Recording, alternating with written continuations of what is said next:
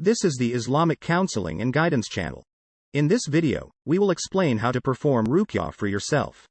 Let us first understand the meaning of ruqyah. Ruqyah refers to the healing method based on the Quran and hadith, which involves the recitation of the Quran and supplications from the Sunnah. Ruqyah is one of the most effective remedies that a believer should constantly utilize. It is a good sunnah to do ruqyah on yourself. The Prophet, peace be upon him, and several of his noble companions recited ruqyah for themselves. According to a narration from Aishah, may Allah be pleased with her. Whenever the Prophet of Allah, peace be upon him, was sick, he would recite al-mu'awwidzat over himself, spit dryly in his palms, and wipe over his whole body. When the intensity of his anguish increased, Aishah, did the recitation over him, and wiped him with his own hand, seeking its blessing. Recorded by Al-Bukhari 4728 and Muslim 2192. Let's take a moment to understand the meaning of al-mu'awwidzat. The al-mu'awwidzat are the verses for seeking refuge in Allah. Particularly, they refer to the last two chapters, 113 and 114, of the Holy Quran. Now let's continue the discussion on how to do ruqyah on yourself. There is a hadith narrated by Muslim in which the Prophet, peace be upon him, mentioned that 70,000 people of his ummah will enter paradise without being held accountable or punished. In the same hadith, it was stated that they are those who did not recite ruqyah or ask for ruqyah to be done, and they did not believe in bad omens, and they put their trust in their Lord, did not come from the Prophet, peace be upon him, but rather from the narrator. As a result, Al-Bukhari transmitted this same hadith in hadith number 5420, but he did not mention the following phrase. They are those who did not recite ruqyah or ask for ruqyah to be done for them, and they did not believe in bad omens, and they put their trust in their Lord.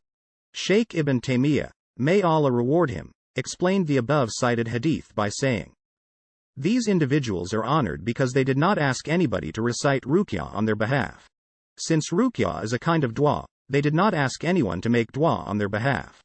The statement in the hadith that said, quote, and they did not recite ruqyah, end of quote, was an error on the part of the narrator, as their recitation of ruqyah for themselves and others is a rewardable action. The Prophet, peace be upon him, recited ruqyah for himself and for others as well. He did not ask anyone to recite ruqyah for him. This implies that his recitation of ruqyah for himself and others was equivalent to his performing dua for himself and others. This is necessary since all the prophets begged Allah for help and prayed to him, as Allah relates in the narratives of Adam, Ibrahim, Musa, and other prophets. Majmu' al-Fatawa, 1 of 182. Ibn al-Qayyim, may Allah be pleased with him, said. Some of the narrators made an error in inserting this phrase into the hadith. Hadi al-Arwa, 1 of 89. Let's discuss the types of dua to recite when performing ruqyah for yourself. There are several duas or supplications that are recommended for the Muslim to recite if he or she wants to recite ruqyah for himself or for others, the greatest of which are al-Fatiha and al-Mu'awwidzat. A group of the Prophet's companions, peace and blessings of Allah be upon them, embarked on a journey and traveled till they reached one of the Arab tribes. They requested their hospitality, but they declined. The chief of that tribe was later stung, and despite their efforts, nothing healed him. Then a few of them said, why don't you go and visit those individuals who are staying nearby? Perhaps some of them possess something to help. So, they went to them and reported that our leader had been stung and that nothing they had attempted had healed him. They inquired, do you have something for us? One of them said, by Allah, yes. I would conduct ruqyah for him, but by Allah, because we requested hospitality from you and you did not provide it, we will not perform ruqyah for you unless you provide us with anything in return. After agreeing on a flock of sheep, he began blowing on him and reciting, Alhamdulillahi Rabbil Alameen. Then he rapidly recovered from his condition and began to walk, and nothing was wrong with him. Then they gave them what they had agreed upon, and some of the Sahabah remarked, let's divide it up. The person who had conducted the ruqyah said, do nothing until we come to the Prophet and tell him what happened. We will then wait to see what he instructs us to do. They came and reported what had transpired to the Prophet of Allah, peace be upon him. He asked, how did you determine that it is a ruqyah? Then he stated, you made the correct decision. The Prophet of Allah, peace be upon him, smiled and said, divide them and give me a portion. Reported by Al-Bukhari, number 2276, and Muslim, number 2201. Let us turn to the Sunnah and see the various dua for ruqyah. Among the Sunnah-transmitted duas are the following. In hadith number 2202, Muslim recounted from Uthman ibn Abil as that he complained to the Prophet of Allah, peace be upon him, that he had been experiencing painful discomfort in his body since he became a Muslim.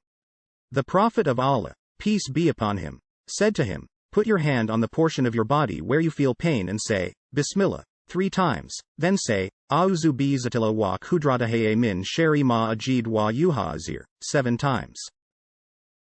The meaning of the above recited Rukia is as follows. In the name of Allah, I seek protection in the glory and authority of Allah from the evil of what I feel and worry about. In hadith number 2080, Al-Tirmidhi added that the complainer said, I did it, and Allah relieved me of my suffering, and I kept urging my family and others to do the same. The preceding hadith was classified as Sahih by Al-Albani in Sahih al-Tirmidhi, 1696. Ibn Abbas, may Allah be pleased with him, narrated that the Prophet, peace be upon him, used to seek refuge for Al-Hasan and Al-Hussein, and he would say, your father, meaning Ibrahim, peace be upon him, used to seek Allah's protection for Ismail and Ishaq with these words, A'udhu bi kalimatella ahitama min kulli, ainin lama. Reported by Al-Bukhari, number 3191. And Allah is the most wise and knows best. Subscribe to the Islamic Counseling and Guidance channel and hit the notification icon to receive more videos. Thank you for watching.